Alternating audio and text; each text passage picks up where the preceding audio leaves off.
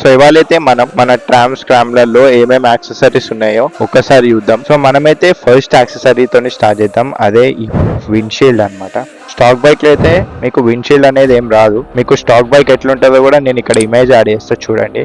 Windshield అంటే మీరు ఏదో పెద్ద విండ్ బ్లాస్ట్ ని మనకు మొత్తం కంట్రోల్ చేసేస్తుందని అయితే ఎక్స్పెక్ట్ చేయకండి. 100 అబో మీరు వెళ్తున్నప్పుడు అయితే విండ్ బ్లాస్ట్ అనేది బాగానే ఉంటది ఈ బైక్ లో. సో నెక్స్ట్ యాక్సెసరీ వచ్చేసరికి ఈ హయ్యర్ మడ్ గార్డ్ ఏదైతే ఉందో ఇది కూడా ఒక యాక్సెసరీయే. మెయిన్ మీకు స్క్రాంబ్లర్ లుక్ వచ్చేదంటే ఆ హయ్యర్ మడ్ గార్డ్ తోనే వస్తుంది. సో ఈ లుక్కే మీకు ఆ స్క్రాంబ్లర్ అనే పేరుకి జస్టిఫై చేస్తుంది. సో ఇదైతే మీకు ఆఫ్ రోడింగ్ లో చాలా బ్యూటిఫుల్ గా పనిచేస్తుంది. అండ్ నెక్స్ట్ థింగ్ గైస్, ఈ ఇంజన్ బార్స్ ఏవైతే ఉన్నాయో, సో మీరైతే ఎప్పుడైనా ఈ యాక్సెసరీ పర్చేస్ చేద్దామని వెళ్తే ఇంజన్ బార్ అని ఒకటి ఉంటుంది, లోయర్ ఇంజన్ బార్ అని ఇంకోటి ఉంటుంది. సో ఈ రెండు యాడ్ చేసుకుంటే మీకు ఈ లుక్ అనేది వస్తుంది అనమాట. సో నా పర్సనల్ గా అయితే ఈ ఇంజన్ బార్ చాలా సేవ్ చేసింది నా బండిని. ఒకవేళ మీరు బైక్ కొంటే మాత్రం డెఫినెట్ గా engine bar and lower engine bar ని యాడ్ చేయండి. డెఫినెట్ గా మీ బైక్ అయితే అవి చాలా హెల్ప్ అవుతాయి సేఫ్టీ పరంగా చూసుకుంటే. ఫస్ట్ ఇవి యాడ్ చేసిన తర్వాత మిగతా ఏదైనా యాడ్ చేసుకోండి. సో గైస్ నెక్స్ట్ యాక్సెసరీ వచ్చేసరికి ఈ లగేజ్ ర్యాక్ అనమాట.